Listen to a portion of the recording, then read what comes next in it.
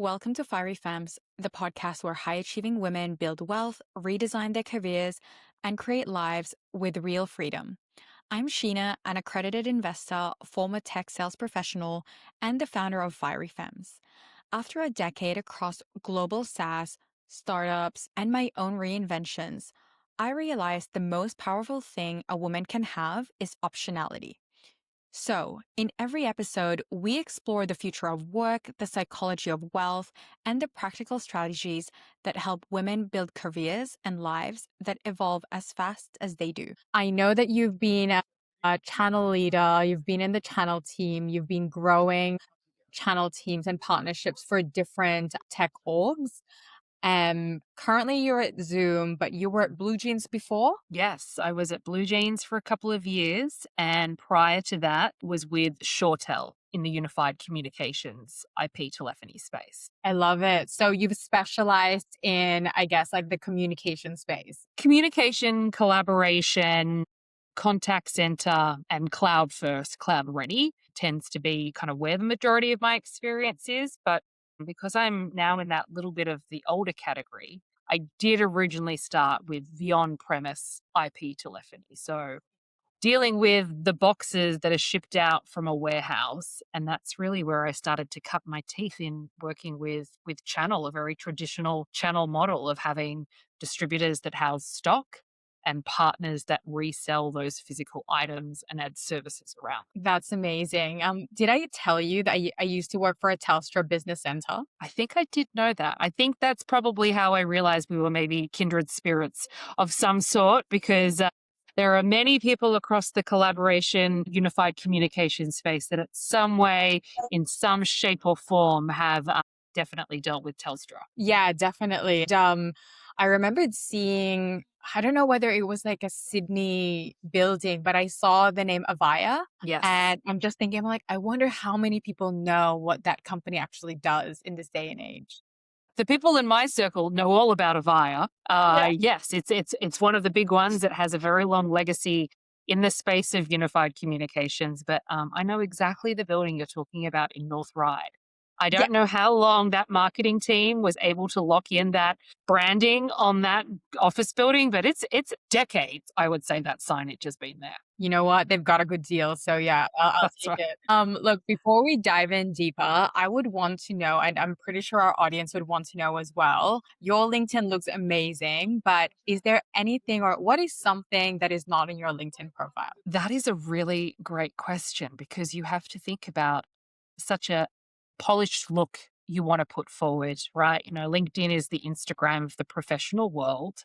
So there is stuff that you want to highlight and promote to make you, employable, try and get the right types of audiences viewing your page and your content. But I spent a lot of my youth growing up in and around the theater and drama and performance. And so it did take some willpower to not have that as something promoted on my website on LinkedIn, because I couldn't think of, what was the business relevant context for having that up on my LinkedIn profile. But I think in a lot of ways, that background and that experience kind of in performing arts and drama and theater and acting has contributed fairly significantly to what I do, how I do it, what I do well, and probably where a little bit of the confidence comes from as well. I love that. I think because you probably have had the experience of being in front of the crowd, maybe at some stage forgetting the lines and having to just think on your feet and somehow wowing the crowd,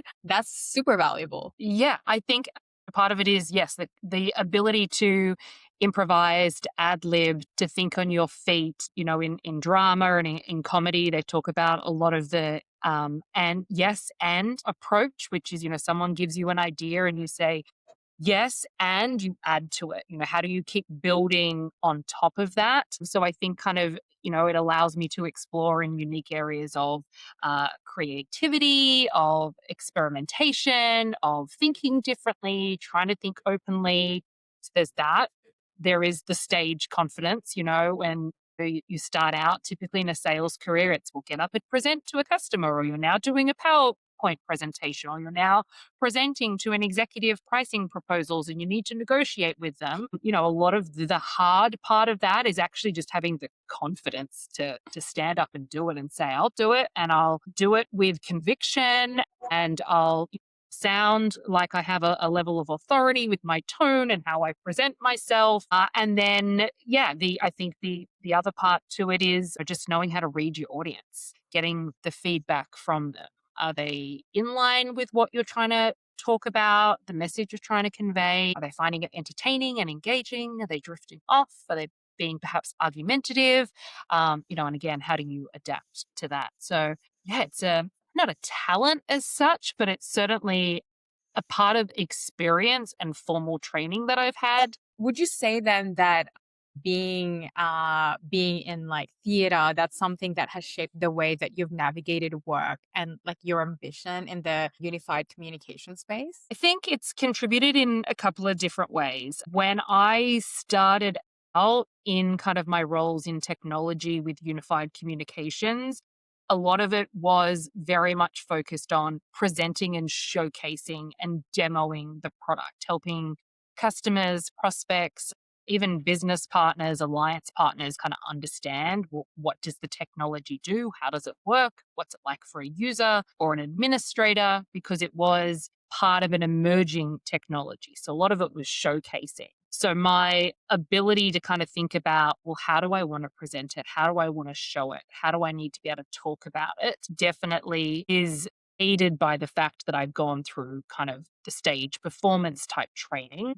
And then I think it's just kind of also made me feel a little bit more confident in that I have a place at the table and I can speak up and I can contribute, because in much the same way that I think about the yes and principle, for me interacting with other people's ideas, I'm also expecting them to take a similar approach to mine contribution, right? Are they going to add to that as well? So just, knowing to speak up a little bit more and feel that I can be part of the play, part of the performance, part of the plan, part of the project. That's amazing.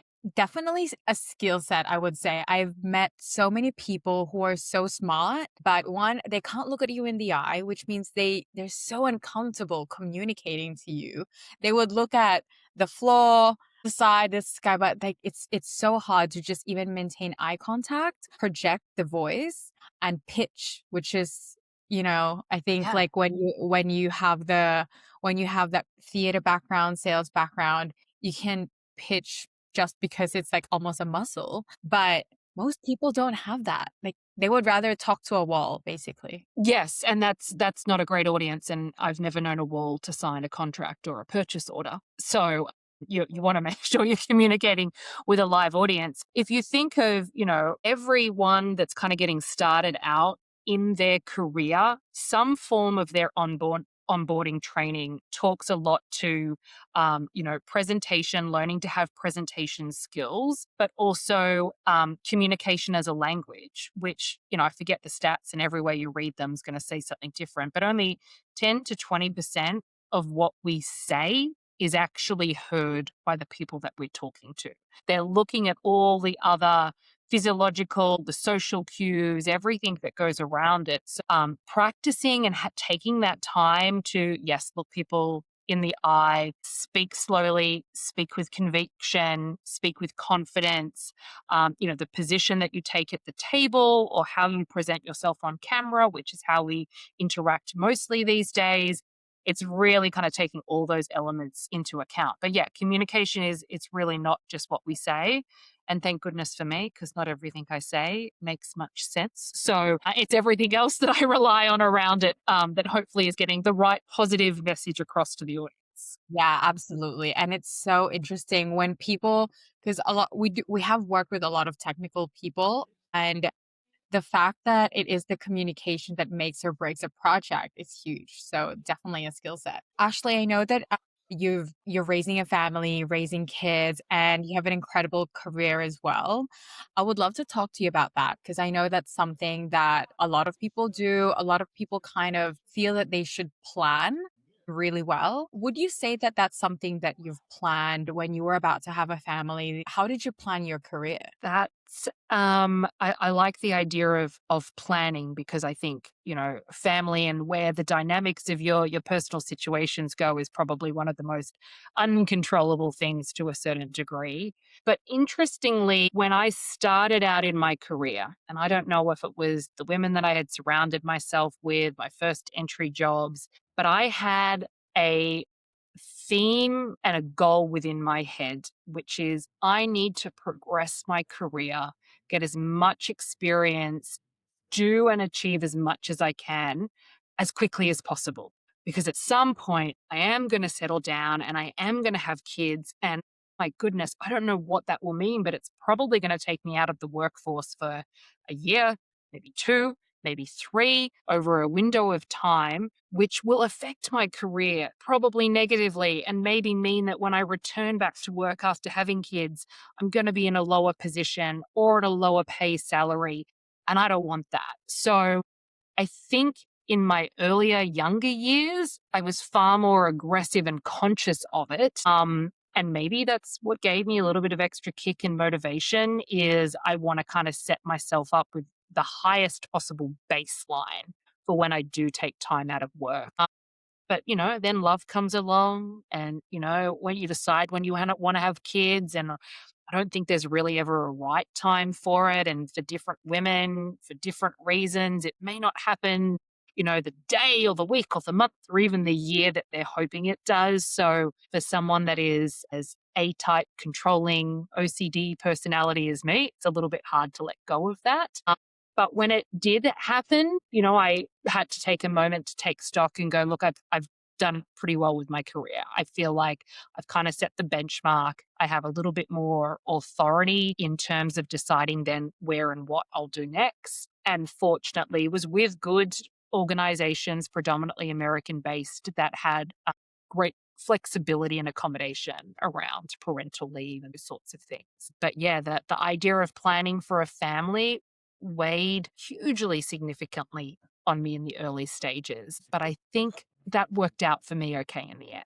Yeah, yeah, absolutely. And I think like you've always presented yourself with such grace and remembering how like working with you, you just I don't know, like I know the channel side of things can be quite difficult. So seeing how you manage it all with grace and just amazingness, you definitely, yeah, definitely I can see the A type now. Yeah, that's very kind to say, and thank you. I think there is some advantages to being a working mum in a channel or a partnership type role is much like kind of customer success or enterprise account managers, the relationships that you build are very much long term.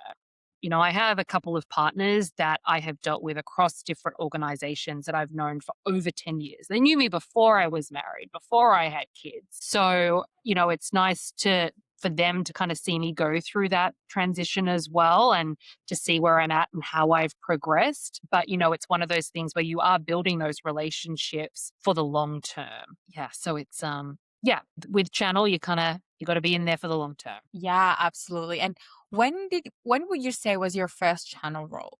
It would have really started my first channel role really would have started when I was at Shortel in the unified communications space. I was brought in because I had some experience in technology sales, working with the likes of Tyro Payments. And I had some really good mentors and very good managers when I started that encouraged me to just explore this role of being what they called an inside channel account manager, which basically meant I wasn't allowed to travel anywhere. Got an office desk, I sit there, no external meetings, no travel budget.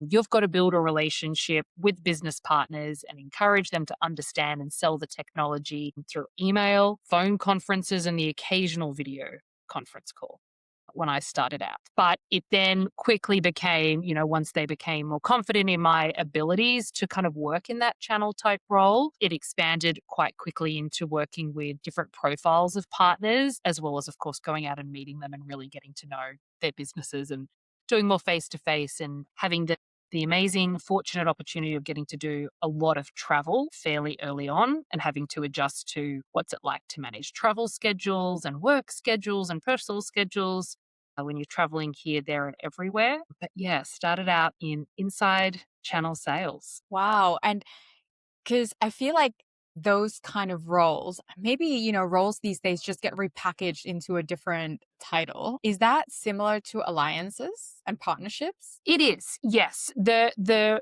terminology of calling them inside is another way of saying you're a junior. You're a junior in the business, you're entry level in managing channel partners. And channel partners or partner management can be fairly diverse in terms of what the actual relationship is that you're managing. So, in some scenarios, you may be managing technology alliance partners. So, organizations where vendors have strategic technology partnerships. You may be managing alliance partners that are dealing with more consultative type works. And that's often where you're dealing with more of the system integrators or GSI, global system integrators. You can then also have partnerships that, yeah. Wait, just before we go through that, I think I kind of know what GSI is, but for those who are listening and are thinking of getting into channel and getting into like technology sector, what does that mean, and what examples of a GSIs are there? Yeah, so GSI, Global System Integrator, these are very, very large. I'll start by describing them as technology firms or technology advisors, but their strengths go much further than that.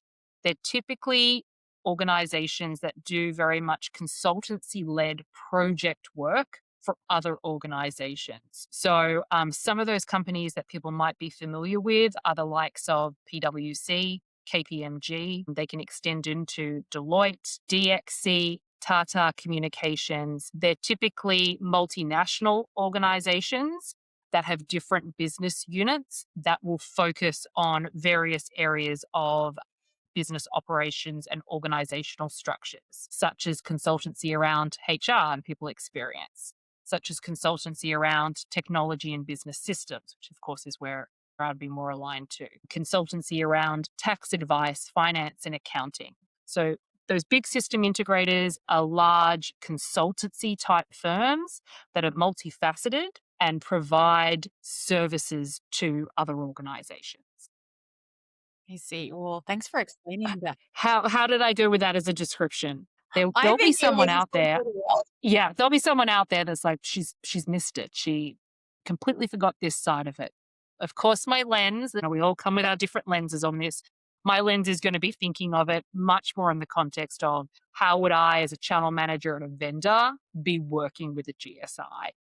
So yeah, as I said, it's working more with the technology departments that are advising on big projects around digitalization, digital transformation, customer experience revolution, those types of consultancy services and engagements or major project work. Yeah, that's amazing, and I'm glad to hear it, because there will be I'm seeing a lot of roles that are including like partnerships, channel, and I'm thinking, wow, I feel like there's such a shift towards like what companies need and what they're prioritizing. Yeah, I think we're seeing a lot more emergence and visibility within what we kind of call a channel ecosystem. So the channel ecosystem is where you've got businesses like GSIs, those global system integrators, smaller SIs, smaller system integrators, service providers and carriers. So thinking your Telstras, your Optus, your Macquarie Telecoms, those types of organizations in focus, as well as more of your resell or your managed service provider. That ecosystem is evolving quite quickly because we're seeing technology move so fast. And businesses today are having to be a little bit more savvy in terms of understanding where they're going to get advice from, what types of organizations can help them understand what their needs are, what they could be doing differently, what they could be automating, what they could be leveraging AI for. So the practice and the service and the offerings of the channel ecosystem is having to adjust because technology is evolving so quickly. And so I think a lot more vendors or manufacturers, whichever terminology you prefer to use, I prefer to call the likes of a Microsoft or a Google or an AWS or a Zoom as a vendor, they're having to really think more about the types of partnerships that they're aligning with, how they create mutual value between themselves and the partner for the end customer. So I think we're seeing different roles kind of crop up in that space where more people are looking at what are the types of partnerships that we want to have and how can we be successful with reaching more of the potential market. And the way to do that is often through a form of channel ecosystem relationships. Very cool, very cool. And the podcast is really about making other women healthy, wealthy, and happy at the very core of it. So, for those who are exploring like being in the channel side of things, what is the typical like career progression, or what advice would you give them? Definitely say that a sales role is incredibly underrated. I think there is still some stigma associated to being a salesperson that people are often maybe hesitant in exploring. But I think for so many careers, not just channel, but so relevant for anyone that's looking to, advance their career or start their career, having sales experience is probably one of the core essentials, in my view. And it exposes you to some of those things we were talking about earlier, such as, building the confidence, understanding interpersonal relationships, learning the art of negotiation, understanding how to present yourself, understanding how to represent a brand. But sales is also one of those roles where you have a very high ability to be very integrated into other parts of your own organization. So whether that's around, finance and sales support, whether that's around management, whether that's around technical teams or solutions engineers, you can get exposed into a lot of other areas within the business. Also, when you're selling to organizations, you're selling to different types of businesses. So you're getting to learn more about other industries, other roles that are out there. So I think that exposure and that ability to see a very diverse category of opportunities and potential roles is critical for anyone. And for me, that is where I got the start for going into channel. I was working in what they call direct sales, so selling from the vendor or from the business to another business, B2B sales, directly myself, being the salesperson, being a sales executive, and then took the step into indirect sales, which is rather than being the person that was making the sale to the customer or to the business, I worked with channel partners, reseller partners, referral partners, that channel ecosystem. I worked with them to sell to their end customers. So going into that indirect sales. And so yeah, it was the start in sales. I mean, and that's how I got to know you, right? And look at what you're achieving and where you're at today. Yeah, it's underestimated experience. And I think for a lot of managers when they're looking at hiring, someone with some form of sales background is always, it gets you that little extra tick. Yeah, I definitely think it's just one of those things that gets you so accustomed to being creative, being okay and good with rejection and like moving on and doing a retro and evaluating yourself. But I guess just like having that ability to, if it's a no, then like why not? And how can we make that into a yes? But also just like moving on from that. That's Yes. okay. It happens. Yeah. But yeah, so if people do want to go into like that channel career, you would advise to getting some sort of like a sales background. Sales background is definitely going to be key.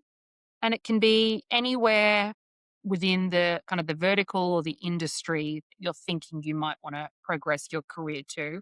But again, I think, you've got to keep a mind open that change is inevitable. It's going to be quick.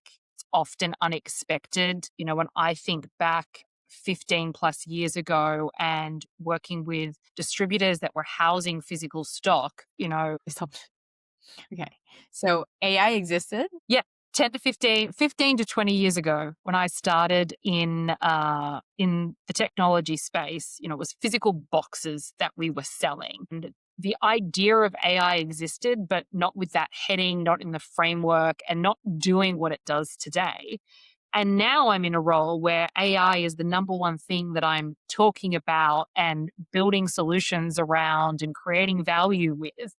So I think, you kind of got to get started somewhere in the footprint of the vertical or the area or the industry that you want to start with from a sales perspective. But be very open to that adjusting and consider what are the parallels or what's kind of related to that, and maybe take some stepping stones, sideways if you can, to get a little bit more exposure. Beautiful. And I got to learn this term very recently, like the TMT team. Have you heard of that before? Teach me. TMT, It's like TMT. I mean, do I guess? No, tell me.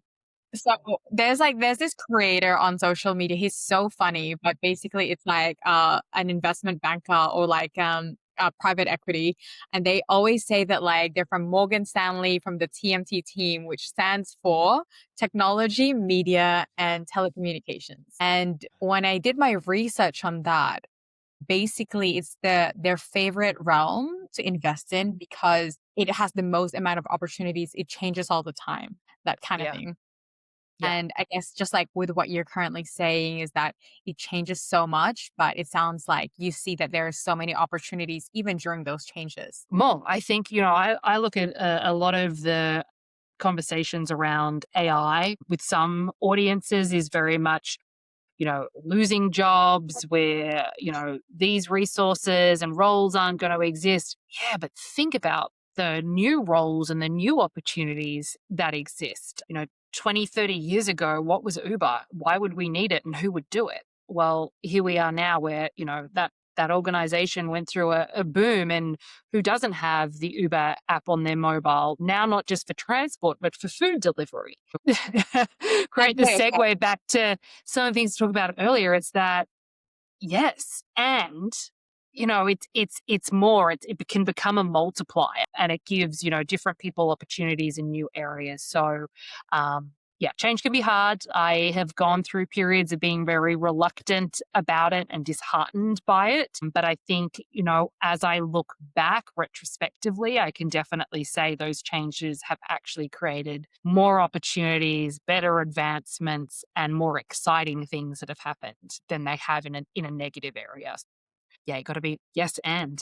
What else? Bring on more. How do we move on from here? Yes, absolutely. And you can actually see the amount of opportunities changing, the amount of opportunities present. I don't think the world realizes how much capital is out there as well because there are so many jobs, but we need to create the jobs for the future, the skill and the jobs for the future. Yeah, 100%. I think people need to know how and when to upskill, like just learn all the time.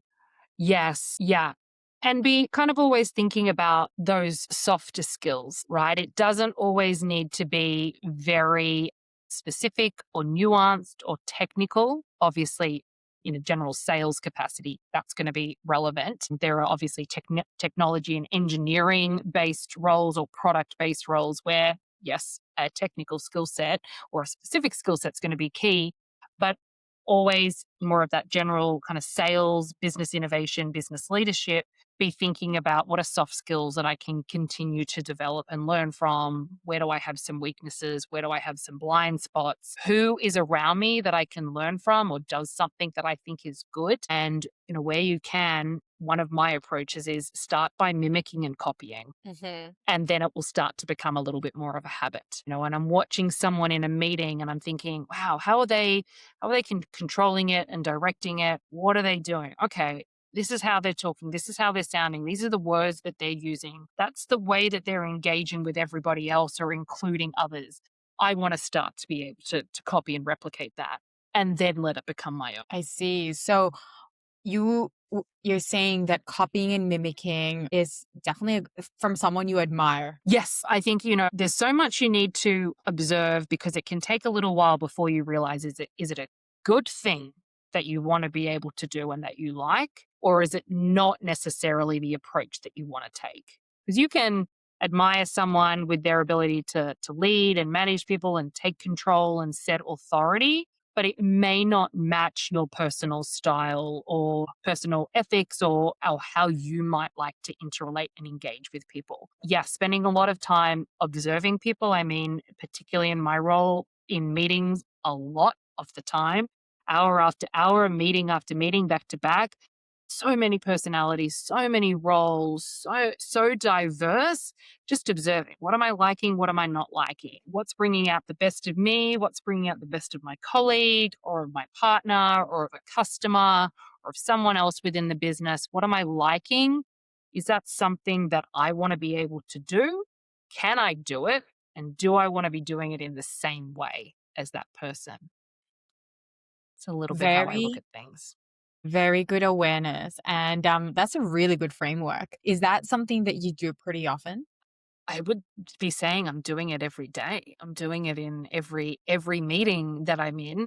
Obviously, it's a subtle art. It's a refined art. It takes time to pick up on what it is that you want to do, right? And deciding if that's something that you want to mimic for you, want to be able to do for yourself. So I look at different leaders, look at people that I admire from across different industries, across different businesses, try to work out what are physiological things that they do, what's their way of thinking, how do they make decisions, and is that something that I want to try or I want to learn how to do? That's so good. Definitely something that I will copy and mimic in future meetings. Because I think like that part is it's like intuitive, not something that I actively think about. So it would be good to test how I observe differently in the next few weeks. Yeah, I think one of the things that maybe I picked it up from is when I think about wanting to be involved in work activities and wanting to feel like an active, valued participant, is when you're under different managers, how do they allow you to collaborate and be involved? Is it something that they instinctively do? Are they aware, hey, I can see this person keeps wanting to speak up or is maybe too shy, or they're jotting down a lot of notes but they haven't spoken up? um are they kind of looking for those subtle cues? Are they picking up on it, and how are they then inviting me into the conversation? I like to kind of look at, is that something that I would do if I was in a similar position where I see someone that isn't able to speak up? How do I invite them in? So I looked at how managers were including me and how I felt and resonated most positively with that. And then what you learn over time when you're in a leadership or a management role and you go to include people, and I would do it very abruptly, not aggressively, but very open, highly encouragingly, enthusiastically. I then realized actually that doesn't resonate back with everybody else. Some Yeah. people are more of the quieter contributors. Some people, for various reasons, may not want to engage in the same way that I engage. So that's why it becomes important to look, observe, see what you like, what works with you in your role and how you want to operate. Start to mimic it, do some of the things that you do like, but then keep that observation on, is that still going to work for everybody else that I'm around? Very insightful. Is that something that we talked earlier about upskilling, and especially like on the soft skills, not just like on technical skills? What is the last thing that you upskilled on, or like a course that you did, or a new like learning? New learning for me is, and it's ongoing because I don't have it yet, is we see problems in how different things work. And, when something's not working, you want it to be better. You go and tell a manager or a leader or someone with authority, hey, this isn't working. We need to do better. Most managers don't want you just coming forward with the problem statement. They probably already know it. 10 people have already spoken to them about it that day. That can become something that they easily dismiss or ignore or put aside. What I'm learning to still improve on and refine is, don't just raise the alarm bells because something seems to be a problem. Use that mental capacity, use your knowledge, use your skill sets to help think about the potential solutions and come forward with, here is something that I think we could be doing differently or better. or stop doing or start doing, and this is how I would propose we do it. Wow. That then opens up more of a conversation. That then becomes something that can be worked on. There's a tangible structure to it, not just a great big headline. Everyone can come up with that headline. It's that next layer of thinking as to, well, how do you fix it? How do you resolve it? How do you improve it? And then what's the basis for it and how do you present that to managers? And really, I'm still working on it. Hopefully, I am still working on that skill set for a long time because I don't think that's necessarily something that you kind of know how to do and you always know how to do it. It should be something that continues to improve. But if you have a problem, think of the solutions, understand how to propose the solutions, and that's when you're ready to get someone to listen because that's when they'll care. Yeah, absolutely. That's so good because I can just imagine how if you present a problem and that manager has had that problem like 10 times that day, it comes Yeah. across as a complaint. Yes, comes across as a complaint, comes across as it's non-urgent. It's a priority for you in that moment, but it doesn't mean it's a priority for anybody else. You haven't been able to monetize it, you haven't been able to define the consequences. You've just called out something because it's become an irritant for you, which is fine.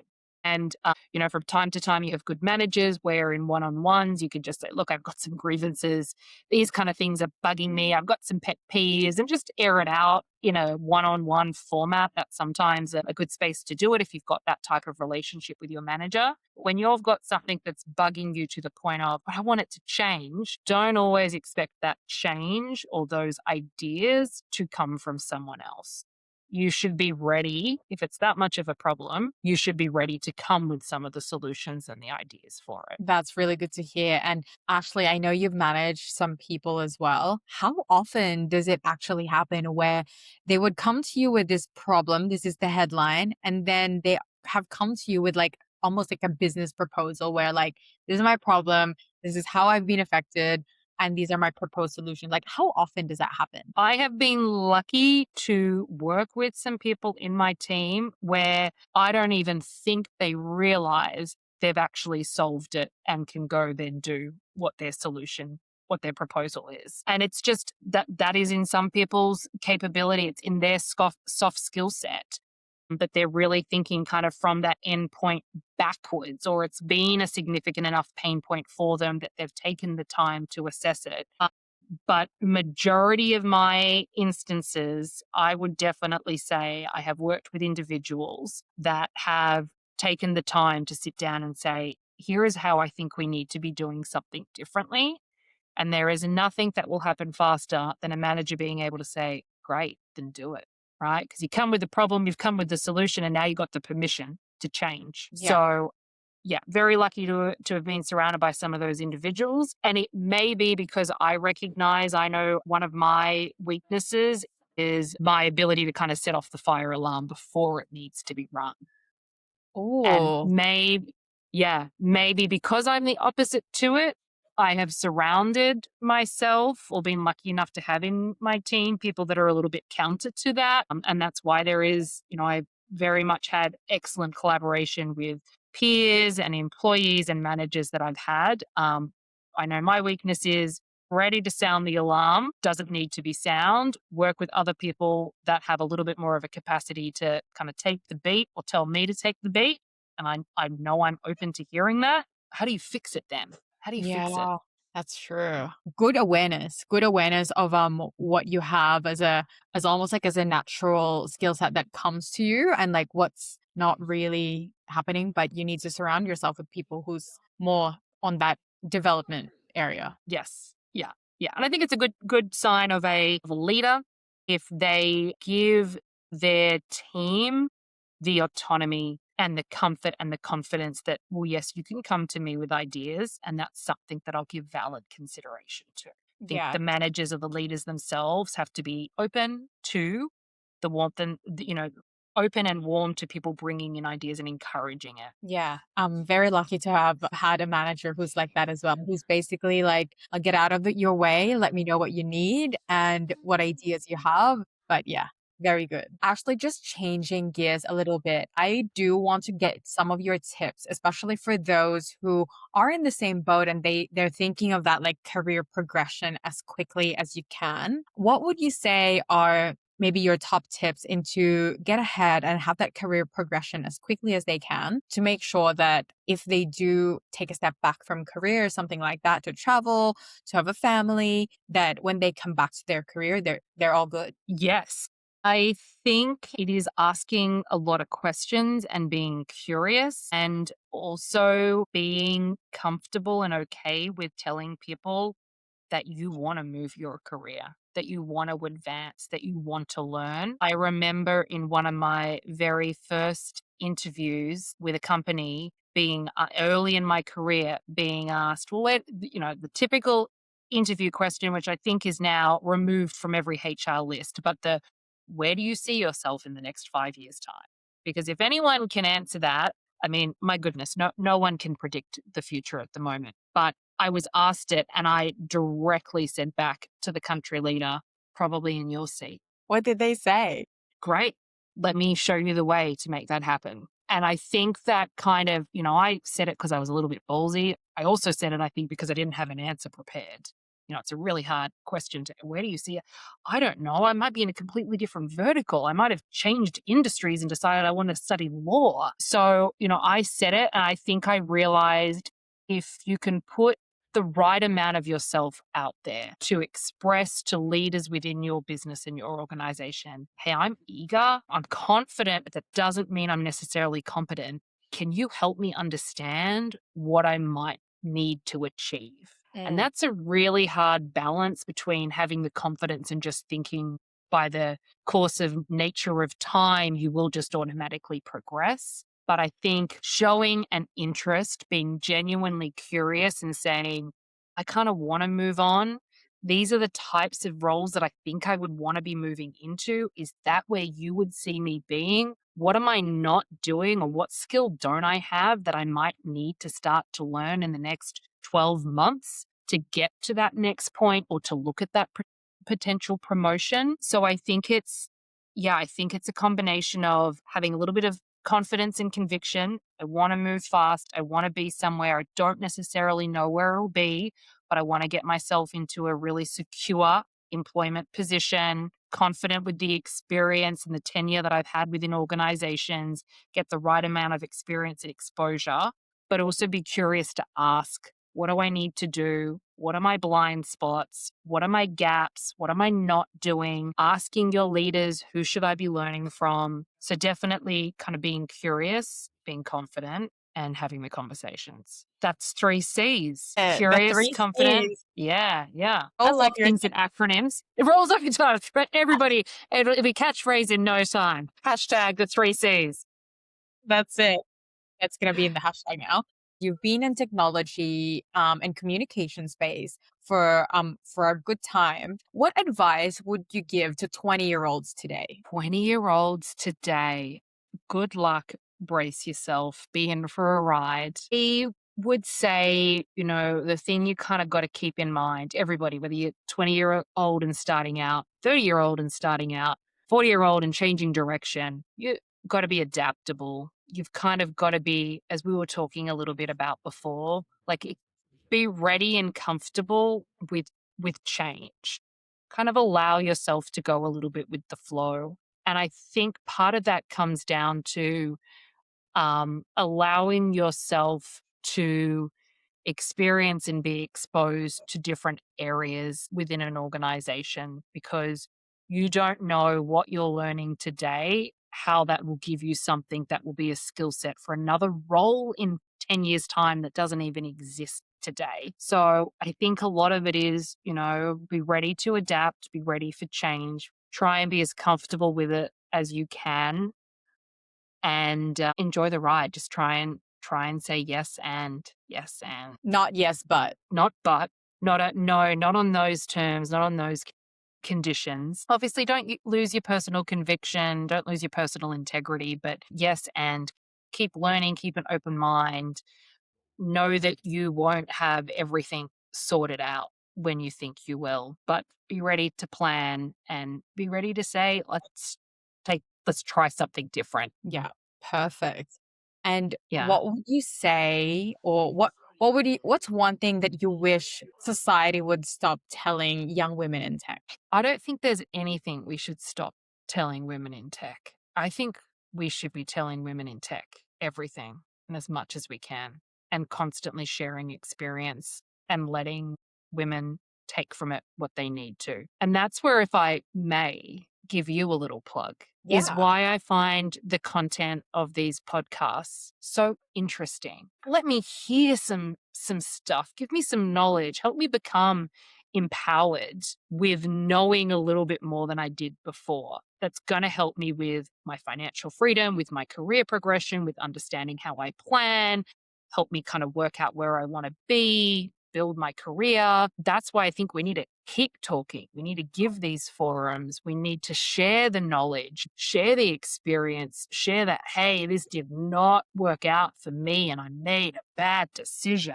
Maybe someone else will learn from it. Maybe someone will be at the point where, in one of your podcasts, it's like this isn't the job for me. This isn't what I thought it was going to be. And it's not how I want to be working. It's just not the environment.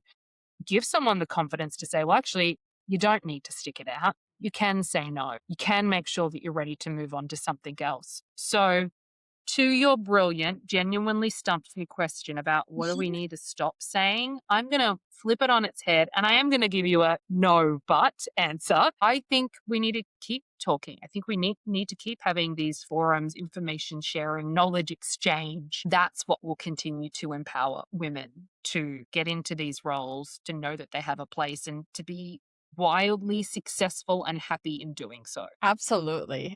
Thank you so much, Ashley. That was a great answer for a question that you were like stumped in. Thank you for listening to another episode of Fiery Femmes. If this resonated, share it with a woman in your life because we rise higher when we rise together. Don't forget to follow and review. It helps more women access the tools and conversations that build wealth and confidence.